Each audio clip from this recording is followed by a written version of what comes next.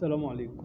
تمرد لاعبي نادي الزمالك التونسيين سيف الدين الجزيري وحمزة المسلوسي والبنيني سمين أكونيولا وإبراهيم نضاي البوركيني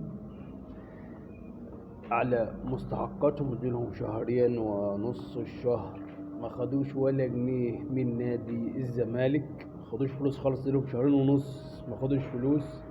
طبعا كابتن حسين لبليبو شغال نصاب زي مرتضى بالظبط، ماشي على نفس المنوال. المهم هو مرتضى واحد، الاتنين زي بعض، لا فارقه معاه رمضان ولا صيام ولا حاجه، اما ينصب على العيال. طبعا وهم دلوقتي اما يتحايلوا على برضه على سيف، على فرجاني ساسي التونسي برضه علشان يتنازل عن اي حاجه من الفلوس اللي عنده. طبعا هو مطالب الزمالك ب 700,000 يورو وشويه، تمام.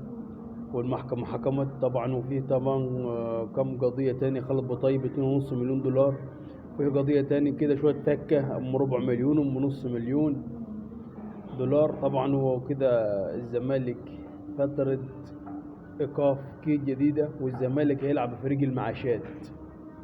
الزمالك هيلعب بفريق المعاشات تحت 40 سنة، وهيدور المعاشات نادي الزمالك ان شاء الله. الموسم الجاي هيلعب بفريق المعاشات من تحت 40 سنة وانت طالع. سلام عليكم.